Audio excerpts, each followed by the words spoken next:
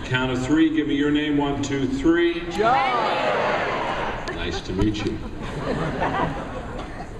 I want to thank you very much for letting me be here. I want to thank Logan and the ID leadership team, because they really are terrific leaders. And the reason that I am here is because I love coming alongside leaders that are really going to make a difference, and people who want to make a difference with those leaders, and then doing my best to add value. And I'm here tonight, listen carefully, I'm here tonight because you have an awesome leadership team at IDLife.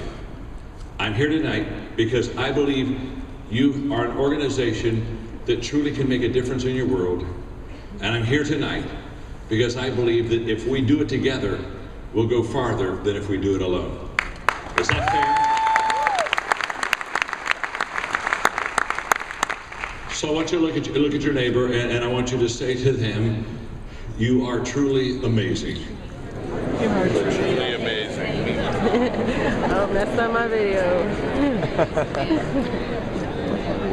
Now I want you to look right back at him and say, Don't mess not my video. that amazing. Not that amazing. Not yet.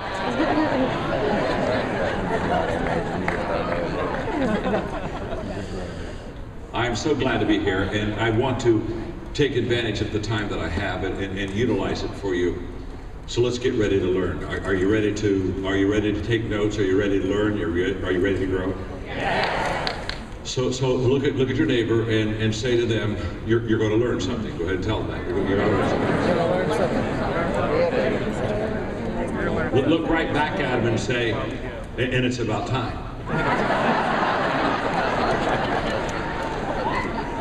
In fact, look back at him and say, why do you think I brought you here?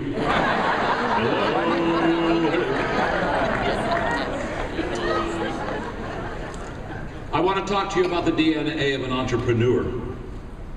Because for you to succeed at IDLife, you have to be highly entrepreneurial.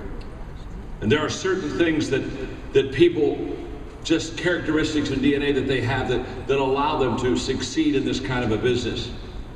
And one of the things that leaders do a lot of wonderful things for people, but one of the things leaders do is leaders create an environment and a way for people to be successful. They are constantly saying, how can I help an individual really do well in this situation? And John Wood, my friend, said basically his question every day was, how can I make my team better? And one of the ways to help somebody be very successful is to position them correctly. Again, back to John Wood. He shared with me that when his players that he recruited to play at UCLA, when they left high school and went to college basketball, he said that they always shot a higher percentage and made a higher percentage of their shots when they played for UCLA than they did in high school. And I said, Coach, that seems odd to me, because the defense is so much better, and I would think that they wouldn't maybe shoot as well with the higher competition and better players and tighter defenses. I said, how did you help your players shoot better when they got to college on team? He said, very simple. He said, you know, John, every player, when they play basketball, every player has a spot on the floor that where it's what he said I call their sweet spot, that where they shoot from that spot, he said they're at their best. And he said, when I would get my players, especially my new players, I would just watch them in shoot-arounds by the hour. I would just watch them, and I would keep asking myself, where's their place on the floor? Where's their sweet spot? Where is their position? And he said, I would watch and watch until I had it figured out. And he said, as soon as I had it figured out, I would go out on the floor and I'd take a piece of chalk and I'd call one of the players over that I'd been observing, and I'd say, I've been watching you shoot for a couple of weeks, and let me share with you something. And he said, I'd take the chalk and I'd draw a circle there on the hardwood floor, and I would say, this is your place where you shoot better from this place than anywhere else. And he said, I want you to know that this is what, when you're in a game, I want you to be very aware that I want you to take shots from this place. And he said, let me say what's going to happen. I'm the coach, and I'm going to design plays for you to get this shot. So it's my job to make sure that we do some picks and get some passes to you at this spot. So, and he said, whenever you get the ball in this spot, he said, immediately, if any shot at all, he said, shoot it from here. He said, this is your place. Then you also say to them, I expect you to really stay in this area for your shooting. And if you have a layup, of course, shoot a layup. That's simple. But he said, if you start shooting other places other than your spot. He said, just look over at the bench because I'm going to be doing this. You're going to be sitting beside me, because he said, it's my job to make sure that you are successful, and you're successful here, and it's my job to design plays for you to have those shots there, and I'm going to set you up for success, and you've got to stay in this sweet spot if you want to be successful. And that's exactly what I'm doing for you this evening, because many of you are new to IDLife. This is maybe your first gig with them. And when you enter in, you've got a lot of questions, and how am I going to do? And you're really asking some very wonderful, legitimate questions I would certainly be asking myself if I were where you are. And I think the best thing I can do for you as your friend is that the best thing I can do for you is I can begin to help you understand really what you've kind of got to be like to be successful in this business. And I would want to begin by saying to you that entrepreneurs are visualizers and actualizers.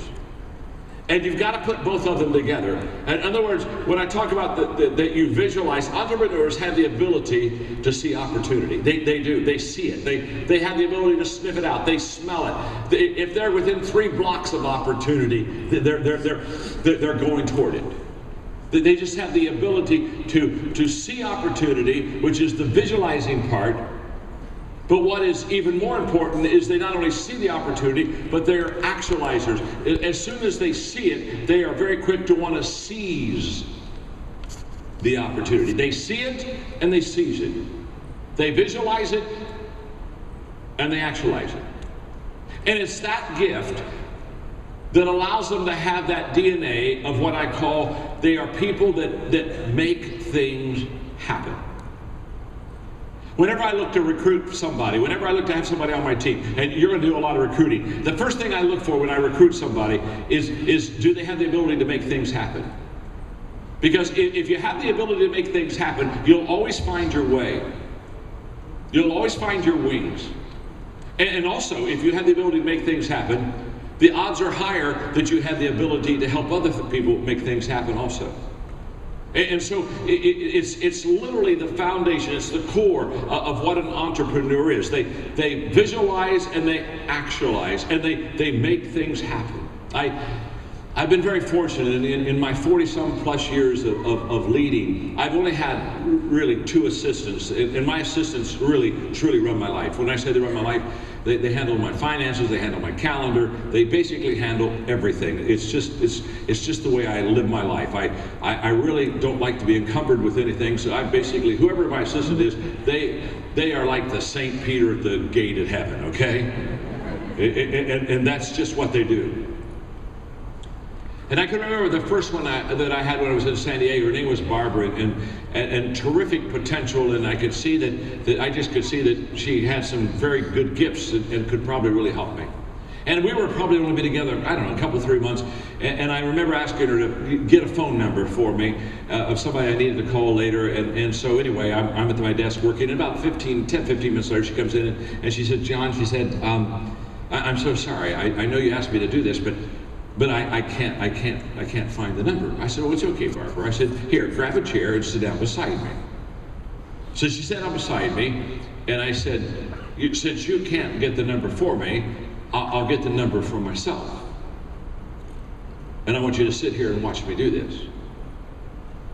And so for the next 45 to 50 minutes, I worked hard because it was a number that was very difficult. I had to keep just working different angles. And it took me about 50 minutes, but I finally got the number. I finally got the number that I wanted. And when I got the number I wanted, I wrote it on a piece of paper, and then Barbara sitting beside me, watching me do the whole thing the whole time, and then I handed it to her. And I said, I'll tell you what you do. Go back into your office and come back in and hand me the piece of paper with the number I want. And Barbara, one more thing. Don't ever come to me again and tell me you can't get it done or can't find it or make it happen. If she was here this evening, she would tell you that was the most important lesson she ever learned. Because she said, that day I realized, John, that if I was going to be your assistant, and if I was going to be on your team, and if I was going to travel with you, I had to constantly be able to make things happen. Now, why I'm saying that is because if you don't have that ability, To be honest with you, and I know that's a little subjective what I've said there, and I'm going to hone in on it in a moment on how to really make that thing happen. But if you don't have that, ability, if you don't have that drive to make things happen, I'm going to tell you right now, you will not do really great at IDLife. And you will never do great in any kind of a direct marketing, direct selling organization. Because here's the difference. In the corporate world, they set it up for you, and you basically have a job from a certain time, 8 to 5 or whatever it is, and they basically kind of make things happen for you. But in this world, you have to be able to deliver it yourself. You have to be able to bring home the bacon, not belch out the bologna. You have to understand that if you're going to be successful, you're going to be successful because you'll work 50 minutes to get the number, because you got to have the number, and you just know that it's not an option not to have the number. So let's get going. The first thing that I want you to know about entrepreneurs is that they are self-starters. If you're going to be an entrepreneur, you don't have the luxury of having somebody wake you up, get you up, motivate you to get started. Because entrepreneurs, they start themselves. They don't depend on people to motivate them. They don't depend on people to kind of coax them into, let's start our day now. Let's have a little session of kumbaya and see if we can get warmed up so we can begin our day. I'm always amazed at what I call them warm-up people. They just are always warming up. And I say, dear God, did we get off the warm-up stage? I mean, when do we go do something here? You know, well, I'm warming up. I'm warming up.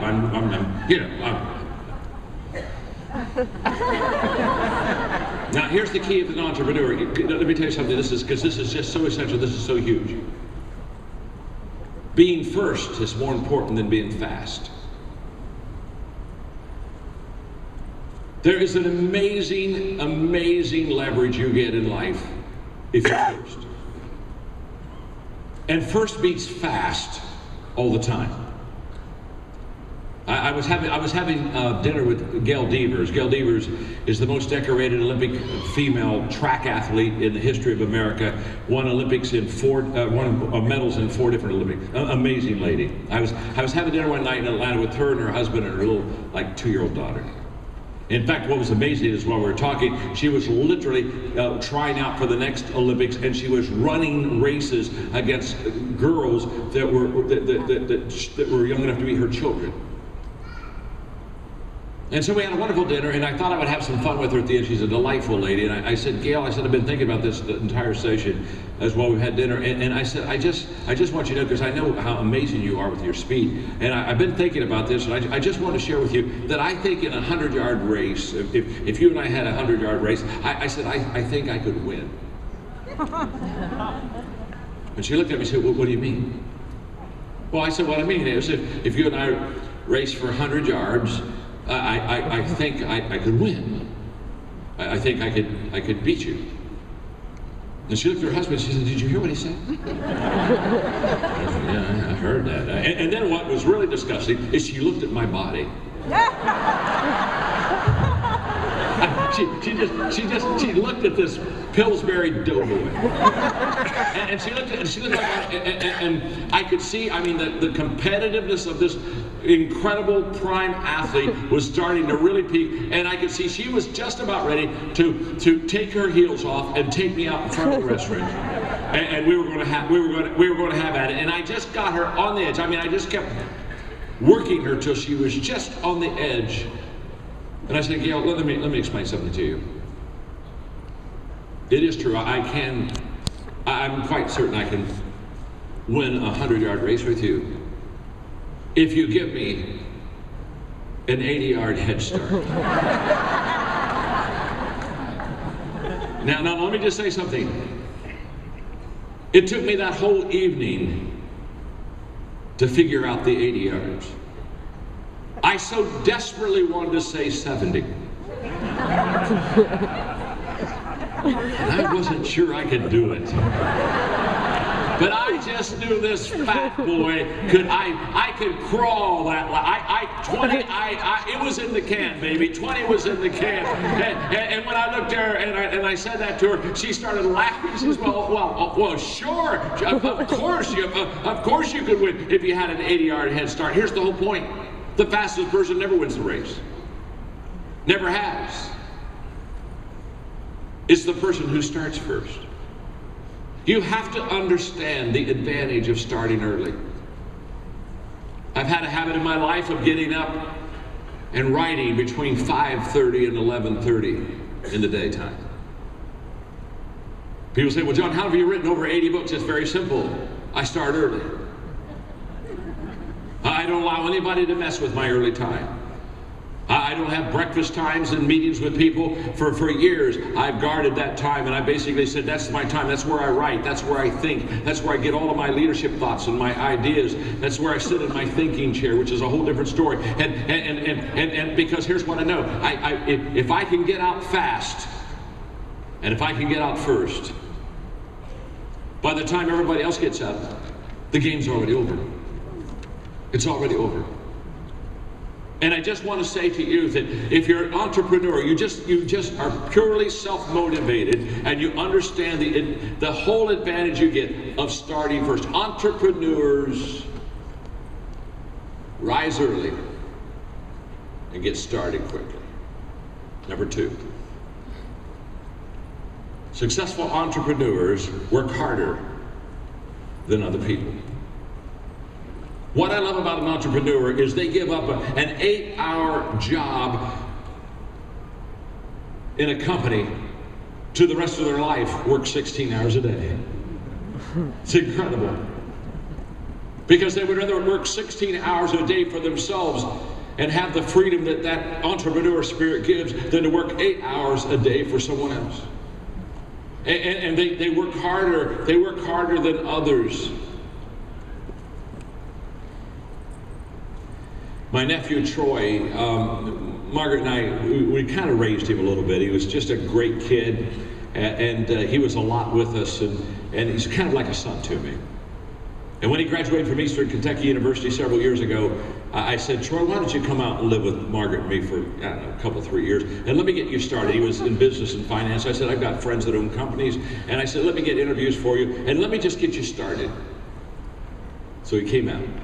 He was in finance, so I had 3 friends that owned mortgage companies, and so they all gave me an interview, and of course Troy's a smart kid and a good worker and a wonderful kid, and all 3 wanted to hire him, and so he finally picked the one, and so the night before he was going to go to work the next day, I sat down with him. I said, Troy, are you excited? And Troy, he just had this kind of a beautiful expression visually that when he got excited, he just rubbed his hands together, and he said, oh, Uncle John, he said, I'm really excited about tomorrow. I'm really excited about tomorrow. I said, I'm excited for you. I said, Troy, give me 15 minutes, because if you'll give me 15 minutes, I want to share with you 3 things I want you to do at work. And I want you to start tomorrow doing these 3 things. And if you just do these 3 things, I just want you to understand, there are 220 employees in that company, but I want you to understand, within a couple weeks, within a month for sure, you'll set yourself apart from all the rest of them. He said, okay, what is it? I said, let me ask you a question. What time do they go to work at the company? And he said, well, 8 o'clock. And I smiled and said, not you. You go to work at 7:30. The only people that go to work at 8 o'clock are average people. How long do you get off for lunch? He said, well, we get from 12 to 1 off for lunch. And I smiled and I said, not you. First of all, who needs an hour for lunch? I mean, what are we doing? It's an hour, folks. It's an hour. I mean, how long does it take you to eat? I mean, let's just talk for a moment. I mean, let's talk about this process. An hour. I mean, what do you do? Do you eat 2 bites and get exhausted and take a nap and eat 2 bites? I said, not for you. I said, I can't imagine somebody. I mean, an hour seems really. I said, for you, it's a half hour. But I said, not only that, but you brown bag it, and so you don't have to waste time going somewhere. And I said, not only that, but I said, back then it was cassette tapes. I said, take one of my cassette tapes every day, and when you're eating, turn it on and listen and grow and learn while you're eating. And I said, if you find somebody else who wants to kind of grow and learn at the same time, tell them to brown bag it, and you sit down and share the tapes and get going. But I said, yeah, I said 30 minutes is all you need for lunch. I said, what time do they quit? He said, well, 5 o'clock. I said, oh my gosh. Not you. I said, you work till 5:30. In fact, if you wouldn't, what will happen is people start talking about you come early, you stay late, and when they start talking about that, never call attention to yourself. Just say, well, I just have to do this because I'm slower than the rest of you, and be very self-deprecating. But I said, don't just get up and you work, get there and cut it and work longer. And I said, do that. And I said, within about 10 days, I said the whole office will understand that you have a total different mindset about work than they do. I said, that's the first thing. I said, the second thing I want you to do is every day do something for somebody in your area that's not your job. Every day. Just look for an opportunity to help somebody it's not in your job description, it's not something you're getting paid for. I mean, if a secretary is going down the hallway and she's got a box that maybe she's taken to the utility room, you jump up real quick and say, hey, can I do that for you? And she'll say, no, that's okay. You grab hold and say, it's okay, I need a little exercise, go over there, put it in there. And when she says thank you, say, oh, it's just my joy. I just like to help people. And go right back to your desk. Don't call attention to yourself, but every day do something for somebody that's not your job. I said, number 3, make an appointment with the owner. And tell him that you know he's busy, so it'll be a 5-minute appointment. Within the week that you're there, get that 5-minute appointment, and when you walk into his office, don't even sit down. Just stand right up there and say, look, I know you're busy, and so I don't want to take your time. I just want to stand here. But the reason I wanted to have this appointment with you is I wanted to personally thank you for my job. For 4 years, when I worked on my business degree, I kept asking myself, where would I start? Who would believe in me? Who would give me my first job? Who would give me my first opportunity? And I just want to say, I want to thank you from the bottom of my heart. I want to thank you for my job. You were the first person to set me on my career path, and I'll always be grateful to you. And then I said, Troy, when you thanked him for giving you that job, reach into your pocket and pull out your card. And make sure that you put your cell phone number on there and you hand it to him and say, and to show my gratitude for you giving me this opportunity, I just want you to have my cell phone. And what that means is anytime you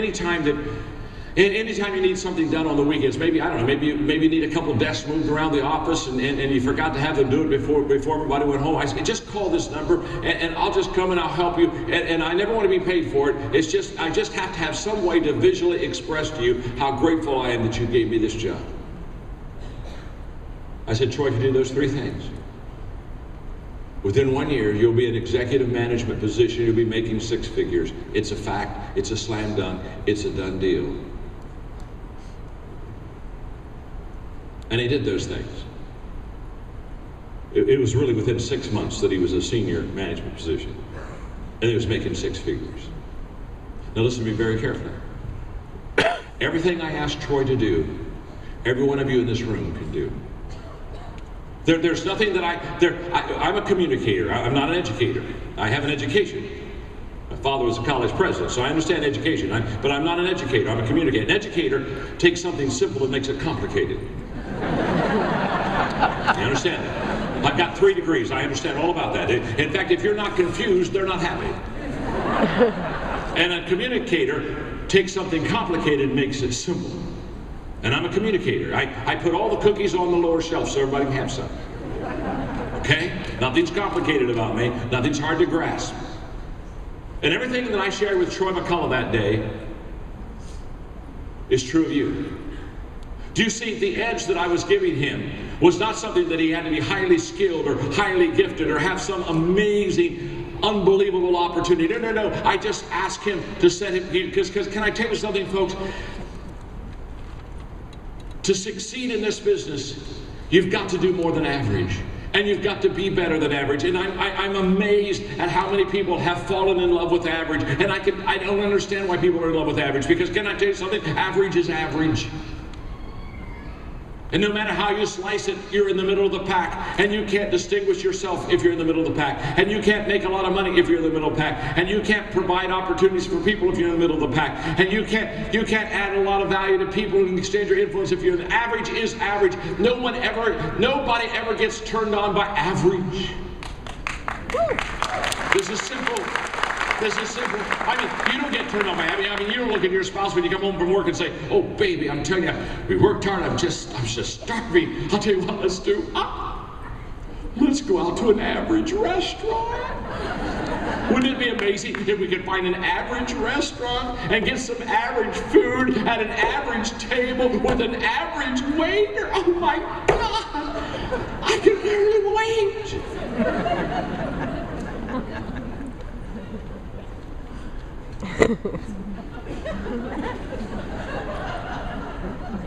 Why is it that America is falling so fast and falling stinking in love with average? If somehow you like the safety of the middle of the pack, and if somehow you just kind of like to kind of blend in with the crowd, kind of test them, you don't want to be in this business. This isn't going to work for you. This is not for average people who want to do average effort in an average world to kind of have an average return. If you want to be average, don't mess up IDLife. IDLife is not looking for average. Average is average.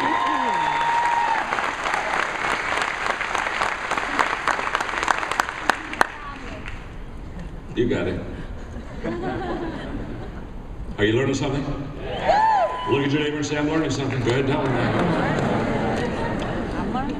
Look right back at him and say, "Not near enough yet."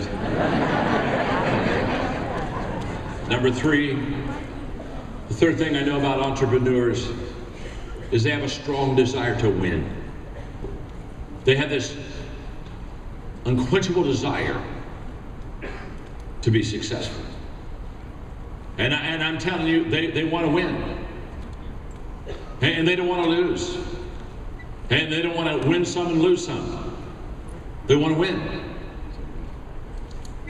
I played some ball in high school and college, and I graduated from college, and I've been out for 10 years, and we had a 10-year reunion, and somebody got this idea that we who were on the ball team 10 years previously should play the college team at that time. Anybody that knows basketball knows it's a game of conditioning and speed. Anybody knows that's a stupid thing.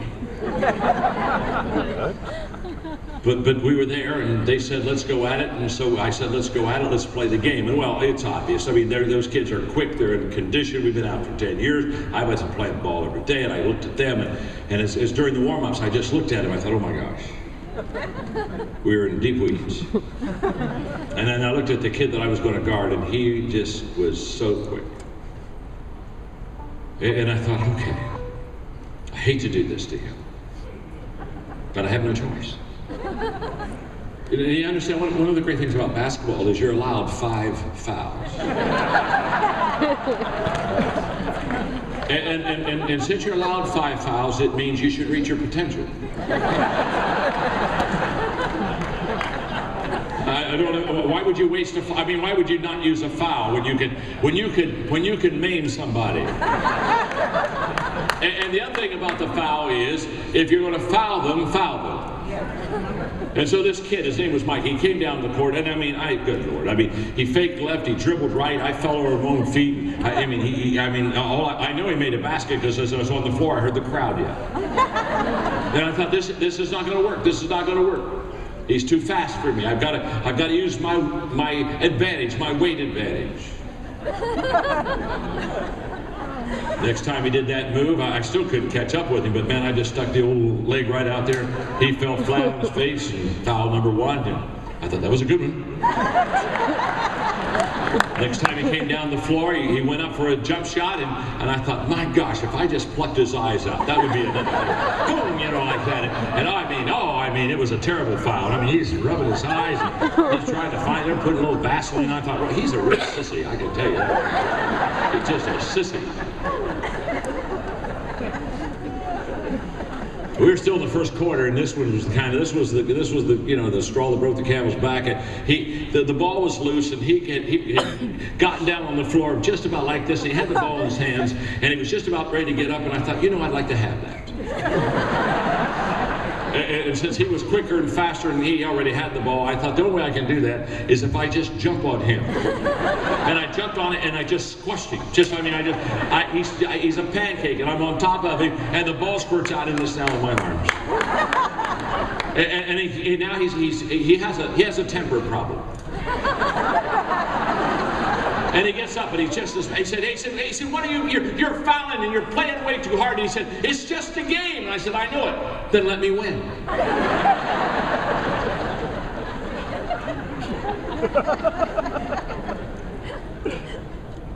I've never found joy in losing. I've never lost and thought, this is one of the most satisfying feelings. My God, I'm a loser. This is amazing. Oh, wow. And by the way, since I'm on it, I want to stay on it just for another moment. We're killing our country because we're giving trophies to every kid that plays a game.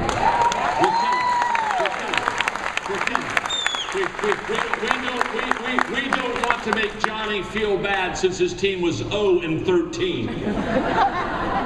And we don't want to have psychological issues pop up in his life, so we give him a trophy.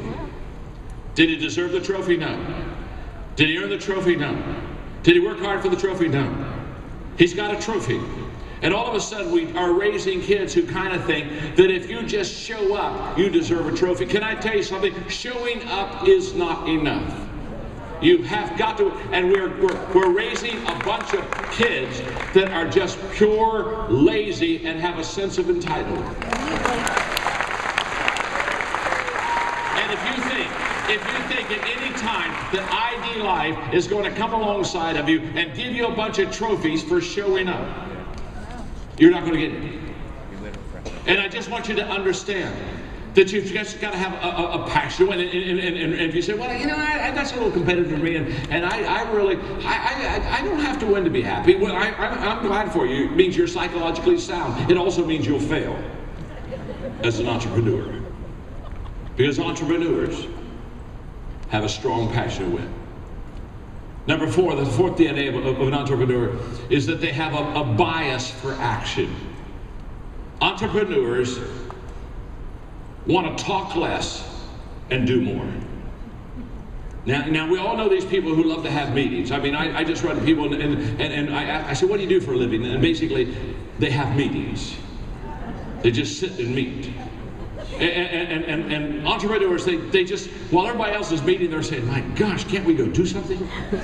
And entrepreneurs lack patience. They don't have any patience. I have no patience at all. Somebody said, well, you ought to pray for it. I said, no, the Bible says tribulation worketh patience, and who wants tribulation? I'd just rather not have patience and be tribulation for someone else.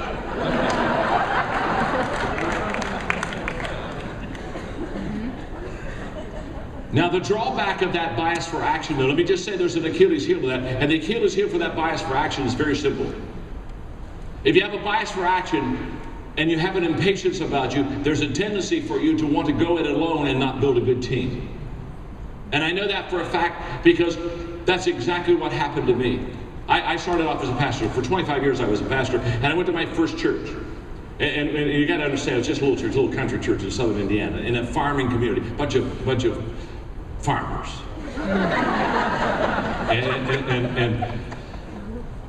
And the first Sunday there were only 3 of us in church. The first, and 2 of them were Margaret and me, okay? So get the picture, okay? That's how we got going. But I'm telling you, I had high energy, and I was after it, and I love people, and we just built that little church, and we got that thing going up to over 300, and we only had 11 houses and 2 country stores in our little village of Hillham. It was amazing, and I loved every moment, and I just grew that church. I was so proud of it, and then I had an opportunity to go to a much larger church, and so I said, I think I need to go, and so I went to the church, and here's within 3 months of me leaving my first church, it went from over 300 back down to about 60. And I thought, oh my gosh, I did something wrong.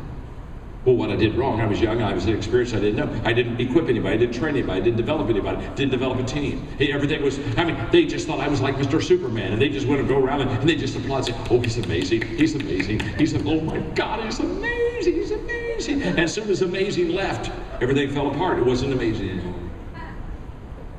And that's when I understood that it's better to build slow and build a team than it is to go fast by yourself. I was in South Africa recently, and in the airport it said, if you want to go fast, go alone, but if you want to go far, go together. And so this bias to action that entrepreneurs have, sometimes it'll catch them because they sometimes don't have that patience. They just kind of want to do it themselves. Number 5, entrepreneurs love problems. Oh my gosh. It almost makes them salivate. I mean, when there is a problem, an entrepreneur, it's just like kind of, oh my gosh, this is my opportunity. You see, entrepreneurs, they look for problems, they learn from problems, they leverage problems, they live off of problems. Entrepreneurs love problems because here's what they know. Most people hate problems. And here's what I learned a long time ago. When people hate problems, when they hate problems, they'll basically forfeit every opportunity in life that they have to let somebody just take care of them. And entrepreneurs know that problems are the seeds of incredible opportunity. And so they look for they just look for problems because they know wherever there's a problem, there's an opportunity. I wrote my first book in 1979. It's called Think on These Things. In fact, what the miracle of that book is, it's still in print. And you have to understand, it took me a year to write the book, okay? And it's only 100 pages. So do the math. That's 1 page every 3 days. Are you with me? I wasn't very good. It was my first book, and it was such a struggle. In fact, when I was writing, I thought I'll never write again because I'm not good at this, and it's hard, and it's not working, and I struggled. I worked hard, and I got 100 pages in a year, and I called it Think on These Things. And in the 100 pages, I had 33 chapters.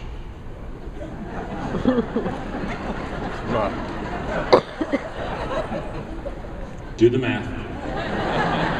Yeah, 33 chapters. 3 pages a chapter. In fact, I had a lady recently come up and she said, would you sign the book? And I looked at her and I said, oh, that's the first book I ever wrote. Oh, she said, I know. She said, I love that book. I said, you do? I said, what do you love about it? Oh, she said, the short chapters.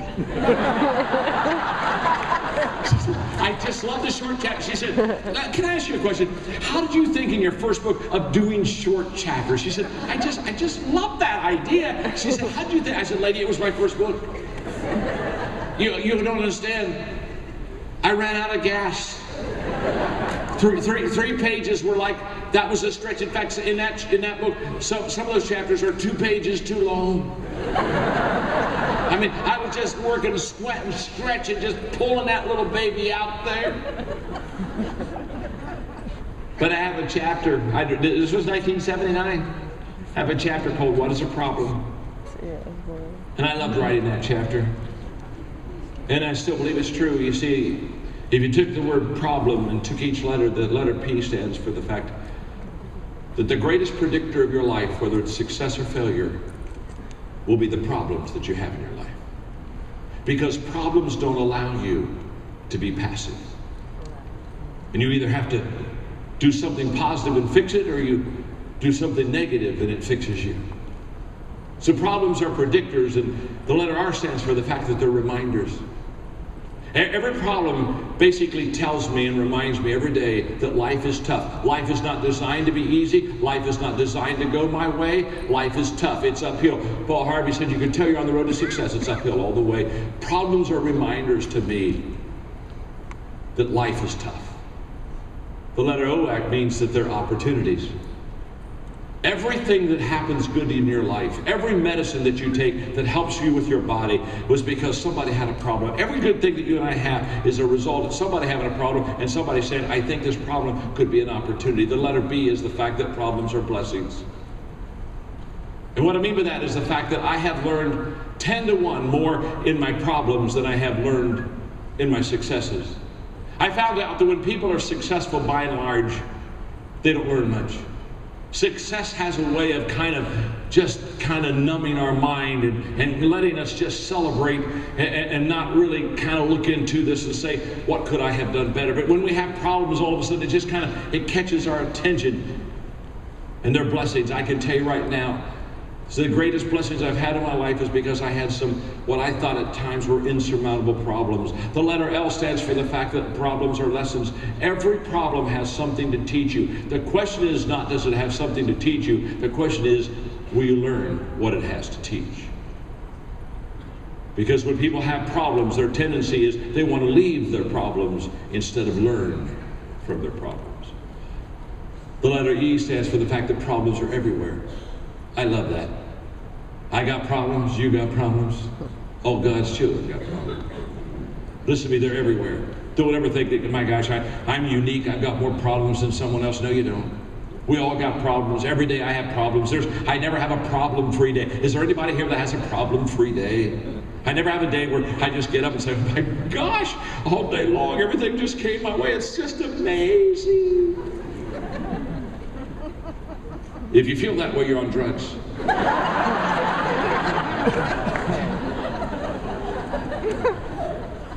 Problems are messages. When the same problem keeps coming back at you, it's like the dashboard of your car when it gets red and all of a sudden it's sending your signal, and the signal basically says, we got a problem here. There are messages to you, and the letter S is the fact that I love this, is problems are solvable. Every problem is solvable. And when you look at the problem that you have, if you believe it's solvable, then all of a sudden you begin to see problems in a right perspective. If you think it's not solvable, you'll run from them. You see, I learned a long time ago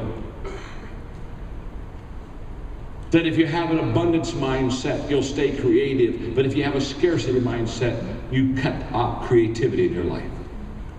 And when people have a scarcity mindset and they get a problem, they immediately cut out the creativity and they think it's the end. What am I going to do? I just kind of dig a foxhole and try to survive.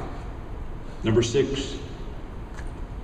The 6th thing I know about entrepreneurs is they want to prove something to themselves. And you say, what do they want to prove to themselves? What they want to prove to themselves is that they have what it takes to be successful. And so what they do is they're willing to put their name on the line versus kind of settling for a mundane life. They're willing to bet on themselves versus having someone else sponsor them. They want to test themselves. They want to find out if they truly have what it takes. Joe Namath and I play golf together some. And he's an amazing person. And whenever we play golf, Joe has this, he just has a very simple rule. You play golf with him, and that is, you never pick up a putt. You have to putt every putt out. And the first time I ever played with him, I mean, I'd have maybe a 4 or 5 inch putt, and I was just getting ready to scoop it in. He said, oh, no, John. He said, you got to putt it in. He said, I'm not giving you that putt. You got to make it. And then he told me something very interesting. He said, what I've discovered about life and about people is this. When people want to pick up the ball before they put it in the hole, they're really not sure if they can make the putt, and so they would rather pretend they made it than prove that they can make it. And he said, you got to really quickly, John, separate the players from the pretenders. I was sharing that with Jack Nicklaus one day. We were over at his house and we were putting around on his green. By the way, he got a hole-in-one yesterday at the par 3 at Augusta. He's an amazing man. What a phenomenal golfer. Greatest golfer that ever lived. Even if Tiger got the major wins, which he won't, he still wouldn't be the greatest golfer, because Jack Nicklaus had 18 first-place finishes in majors. He had 17 second-place finishes, and he had 19 third-place finishes. No one will ever come close to that. And he was extremely good, especially under pressure. We were on the putting green one day, and I was doing a little putting, and he was kind of working with me on it, and I kept missing these 15-footers. Finally, he said, "Here, let me have your putter, John." He said, "Let me do this." And he said, "Tell me, what do I need to do?" I said, "Well, Jack, keep your head down." He just putted that ball right in the hole. They looked at me and handed back the putter. He said, John, he said, you're a better teacher than a player. I was talking to Jack one day about making putts. And here's what he told me. He said, John, he said, I never felt pressure when I had a 2 or 3 foot putt. Because he said, I had practiced that putt thousands of times. And he said, preparation relieves pressure. Now he said, if I hadn't practiced that thousands of times, I would feel the pressure. But he said, I keep practicing it because he said, I always want to be able to prove that I can do it on my own. Now listen to me carefully because this is huge in being an entrepreneur. What I'm about to tell you, I'm going to do 60 seconds on it and I'm going to be off of it. But the 60 seconds I'm about to give you is absolutely huge. So look at your neighbor and say, dear God, don't miss these 60 seconds.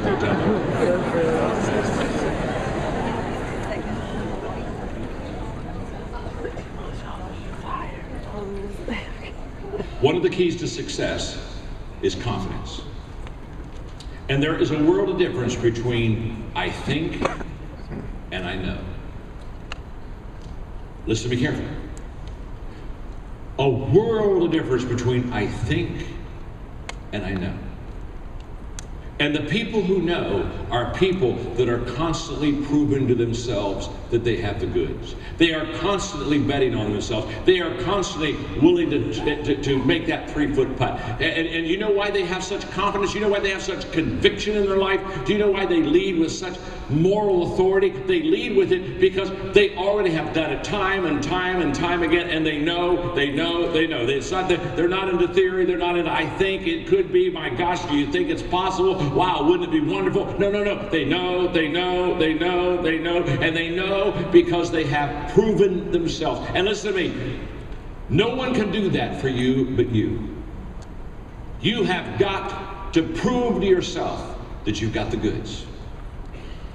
And the moment that you know you got it, you get a confidence within yourself and a courage within yourself that absolutely will never allow you to be denied again in your life. And when you have a leader who says, I know, the security and the confidence that is fed to other people is absolutely amazing. And how does that happen? That happens when people are willing to prove to themselves that they have the goods. Number 7. Entrepreneurs press on in spite of difficulties. What I'm saying is that entrepreneurs have no quit in them. And they have been challenges, they have difficulties, they have setbacks, but they never allow that to affect their behavior or affect their performance. Let me give you an example. Sickness. Okay. People get sick. I get sick. Everybody gets sick. I have spoken over 12,000 times. Okay. I've been doing this a while. This is what happens when you get old. You just do 12,000 times. Of the 12,000 times I've been sick, I've only missed in my whole lifetime 6 speaking gigs. Only 6 out of 12,000. It's a pretty good record. Now I remember when I broke my leg and I had a speaking gig the next day, and so I had to be on stage in traction and had a nurse who sat beside me the whole time while I lectured for 2.5 hours. But it was just a broken leg. I can remember when I had vertigo in Asia and I was on literally a 10-day speaking tour of 8 different nations. And the vertigo was so bad that I literally, when I went to the stage, I'd have one of my people beside me and they would just kind of hold me and they just kind of walk me out steadily until I could get in my seat, because the whole time I would lecture all day, the room would spin on me the whole time.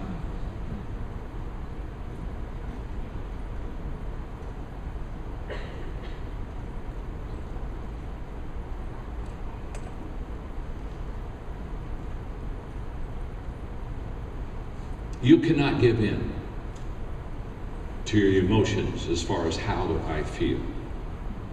You see, the difference between a winner and a whiner is a whiner wants to feel good before they do something.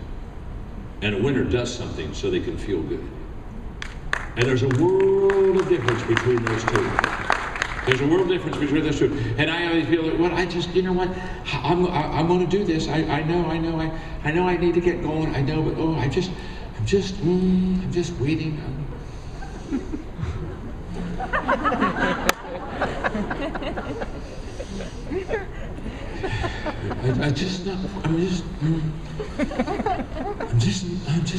I'm close. Give me a day, give me a couple, I'm gonna be there. I'm gonna get there. It is easier to go from failure to success than it is from excuses to success. If ifs and buts were candies and nuts, we'd all have a Merry Christmas. Now, what am I saying?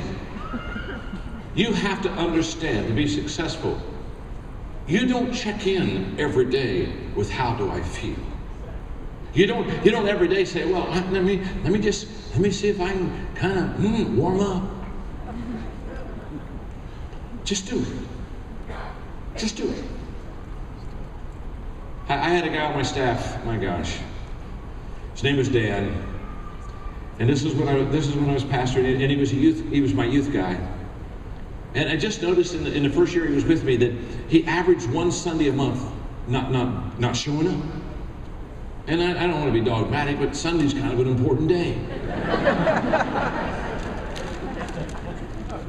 So at the end of the year, we were doing a year in review, and I said, Dan, we got to talk, buddy. I said, my gosh, we checked on you. You know, you average one Sunday a month not showing up.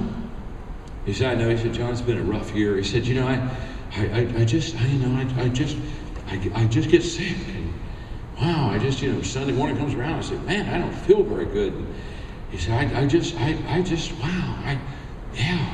it's been a tough year.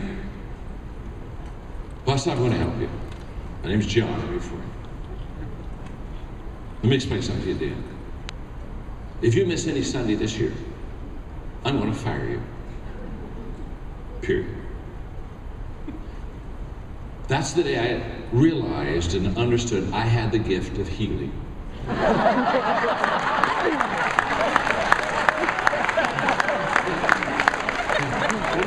this is amazing. This was so amazing. That was the day I thought, my God, I've got a gift of healing. I healed that boy. I mean, he got healed, baby.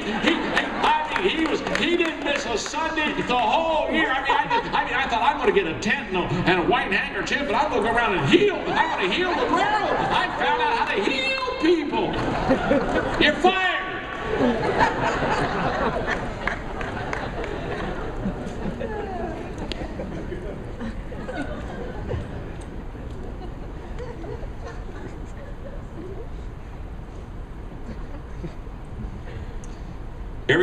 Every time I offer excuses for not showing up, I take an exit off of the freeway of success. And I've got to find myself and get back on. And I'm just here to tell you, you will never be successful in this business if you rely on your feelings to motivate you.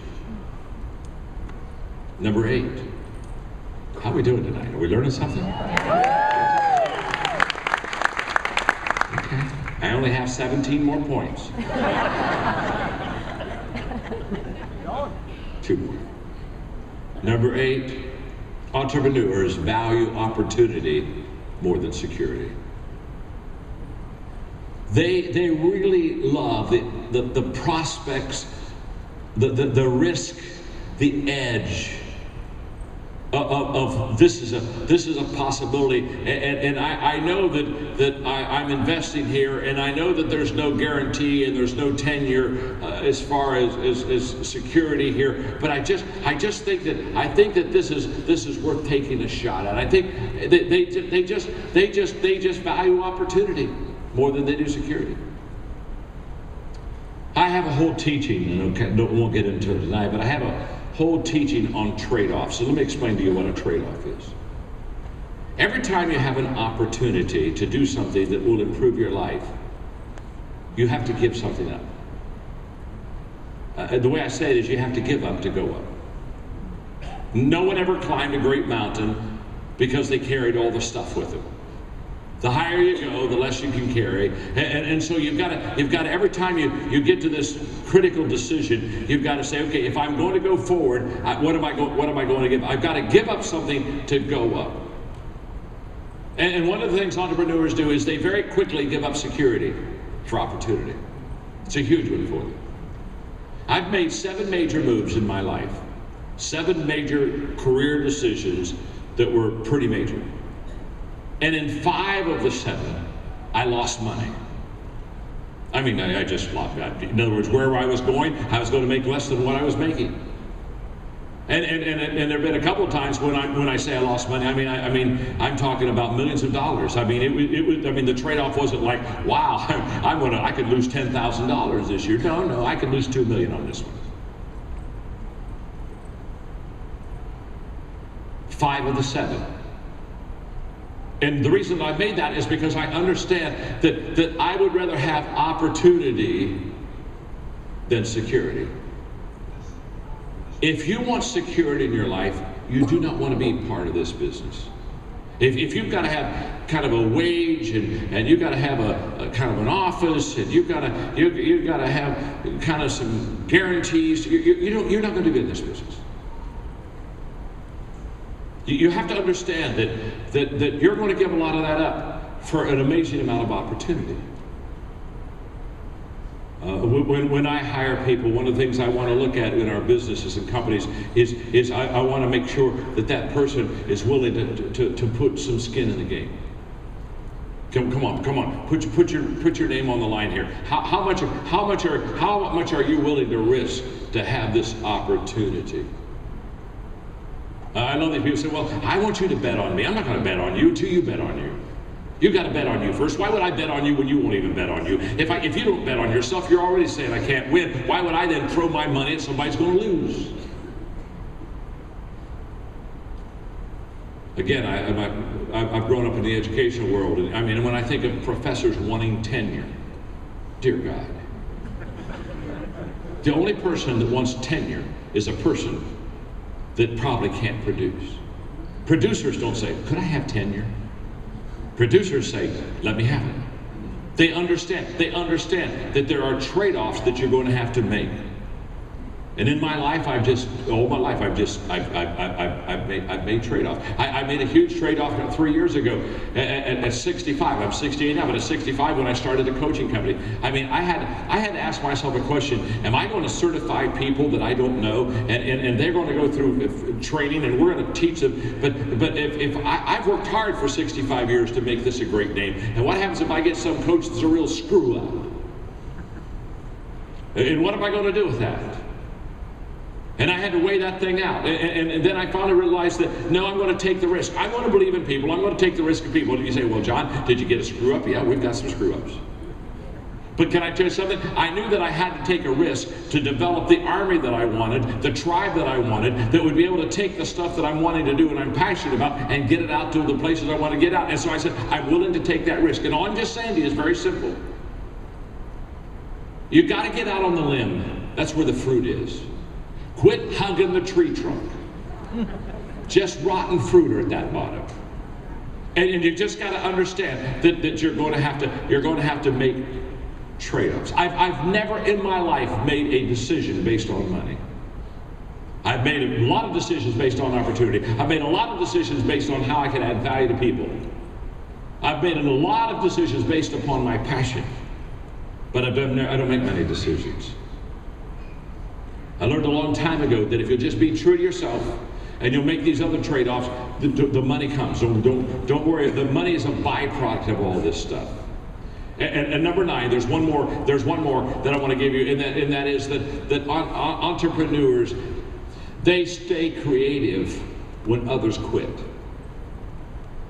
What sets an entrepreneur aside from others is that while others are kind of saying, man, this is hard and I'm going to quit, the entrepreneur, they take that dead-end street and they become creative with it. In fact, when people come to me, and this happens quite often, they'll say, could I ask your advice, sir? They'll say, I'm thinking, John, I've got a job and it's kind of hard and I'm not really satisfied and it's not fulfilling me and I'm thinking about quitting. What do you think I should do?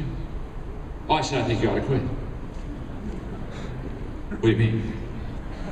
I think you ought to quit. You already have. You're just still collecting a paycheck. I think that you ought to quit. You see, entrepreneurs, they never get themselves in that state. When they see things that are difficult, they say, okay, it's time to be creative. I wish that I could teach creativity like I experience creativity. Because I have always taken things that people felt that perhaps were not possible. And I have been able to make a way and find a way. I was, Margaret and I, my brother and sister-in-law, we took a cruise in New Zealand and Australia last year. And when we got into Melbourne, Australia, I didn't even realize what was happening. But when we got to Melbourne, Australia, they were playing one of the Grand Slams in tennis. They were playing the Melbourne Open, which is, there are 4 great tennis matches every year in New York and in Wimbledon and in Paris and Australia. And so we were having a private guide, and we're going through Melbourne, and she said, well, the semifinals tonight are at the stadium. And as soon as she said that, I thought, oh, I'm going to go tonight. So I told her, I said, oh, thanks for telling me. I'm going to go. Well, she said, you can't. I said, what do you mean I can't? Well, she said, it's sold out.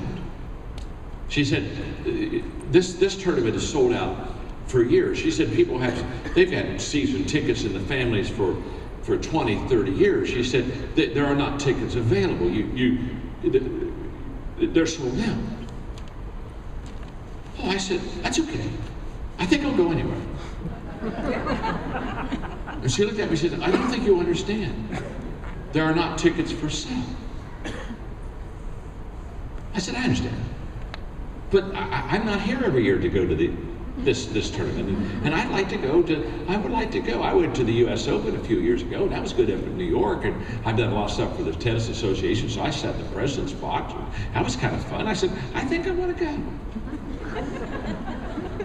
So my brother said, I don't want to go, and my wife and they didn't want to go, so I said, well, Larry, take them out to a great dinner, and I'm going to go, and I said, I'll meet you back at the ship, and so I went up and went up to the gate, and I said, I'd like to buy a ticket for the match tonight. And the guy said, I'm so sorry. He said, they're not for sale. I said, well, okay. I said, do I understand right that if you buy another ticket, you can at least get in the ground and you can walk around, where they, and they have big screens on the outside so you can sit out and get a glass of wine and watch. I said, is that true? He said, oh, yes. I said, well, then I'll buy one of those tickets. Because see, here's what I learned a long time ago. If you can't get what you really want, get something that gets you closer to what you really want. Are you with me? So I got that ticket. So now I'm on the inside. Now, immediately, as soon as I get on the inside, I go up to the counter and to the counter, and I said, do you have tickets for sale? He said, no, we don't sell tickets here. And I said, okay. I said, well, do you have people that don't show up? He said, yes. He said, we do. He said, we usually have about 50 to 75 people that won't show up today. And I said, what do you do? What did they send? Did they give you permission to sell the tickets? He said, yes. I said, okay, I'll take one of theirs. Well, he said, no, you don't understand. He said, see that line out there? He said, those people are all in line for what you want. And I looked out and there were about 250 people. I thought, that's not good. So I walked out and I counted about where 70 was. And I thought, okay, these people are going to get a shot, and the rest of these people have no shot. So I think I need to tell the people who have not a shot that they should go home.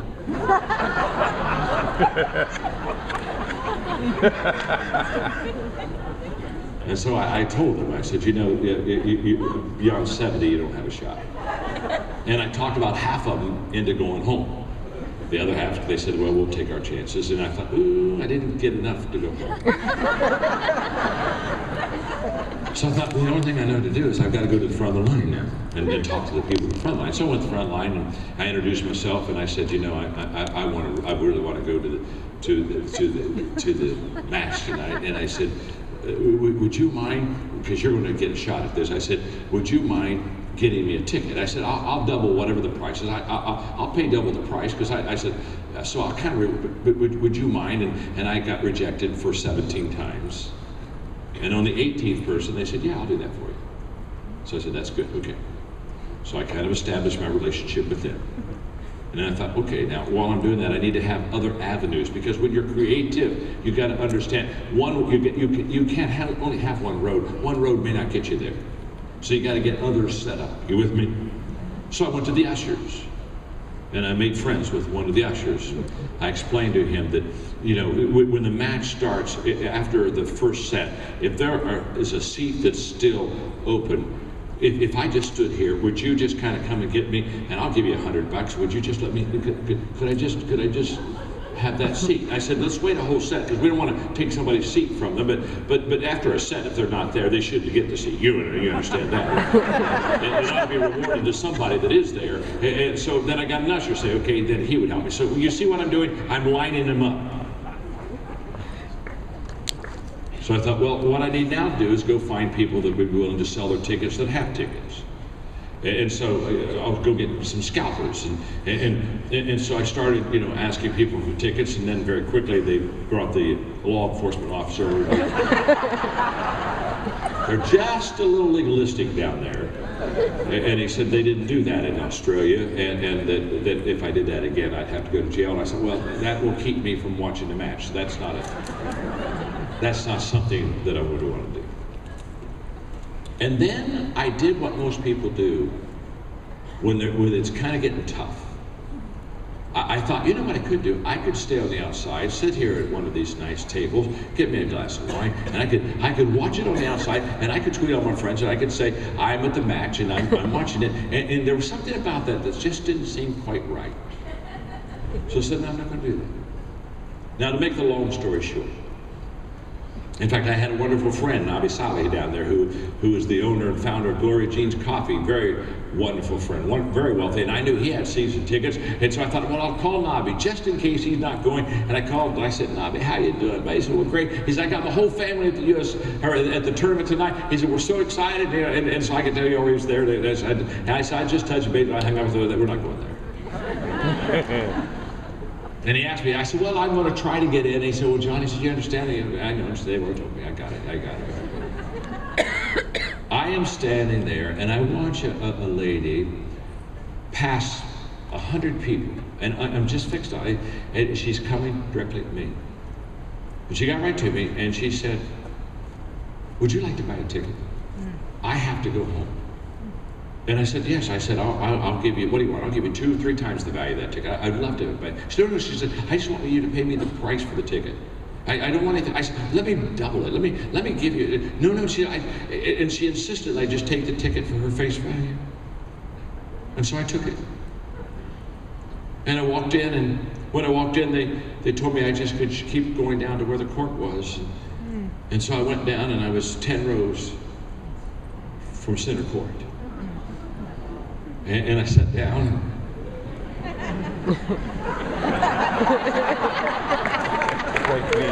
Pulled out my phone. Oh, I got a good 30 minutes. I might as well brag a while. And then what's so beautiful, I felt somebody tapping on my shoulder, turned around, it was my friend Nabi. He said, John, how did you get this seat?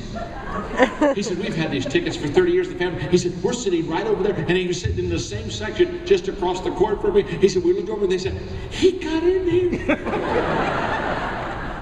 Now, I'm done with this. Let me just say something.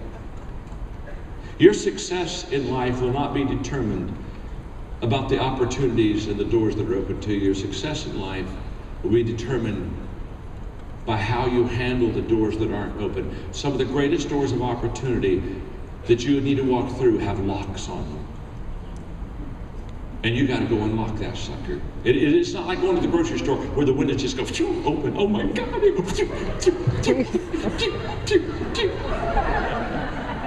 No, you go, boom.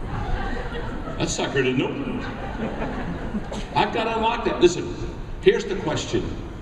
I'm about ready to wrap this up tonight. How do you deal with the slaps of life? Because there are a lot of times you and I get slapped. You know what I'm talking about? That's how we come into the world. Think about it. Doctor pulls you out, turns you over, smacks your back. No wonder people have a bad attitude. Shouldn't the doctor speak something positive in your life when you come out of that room? Boom, whoa. How are you going to deal with the slaps of life? Because there is no utopia, and if you come into this company, I'm going to tell you right now, you're going to have some slaps and a lot of surprises. And you say, wow, what happens when I get this? You're either going to take the slap and turn the other cheek and keep on going, or you're going to get the slap and say, oh my gosh, I don't want to do this anymore. And I just want you to know, the choice is yours. And I've shared with you 9 things, 9 parts of a DNA that really allow a person to be successful. And here's what I want you to do. I want you on your own to maybe get back to the hotel room night. I want you to look at these 9 things, and I want you to assess yourself from a 1 to a 10. 10 being I'm really good. I got this one covered. 1 like, oh my God, what am I doing here? And assess yourself. Because there's one other thing I want to say about entrepreneurs. If you go home and you assess yourself, and you go back to your hotel room and you assess yourself, and you don't come out well, you are now faced with a decision. And the decision is simple. Are you going to let your score determine what you're going to do with your life? Or are you going to look at that score and say, I'm going to change that score? Because what entrepreneurs do is they don't have better opportunities or better scores. They just take the score they have and say, I've got to get better to be the person that I want to become. And so I'm done. But I also want to say to you, in closing, you are truly beautiful people. And you are truly people with potential. And every one of you, listen to me carefully, every one of you have within you the seed of success. And I want you to look at the person you're seated beside and say to them, even you. Even you. Could be successful. Go ahead and tell them that. Even you, baby. Thank you very much. You've been beautiful.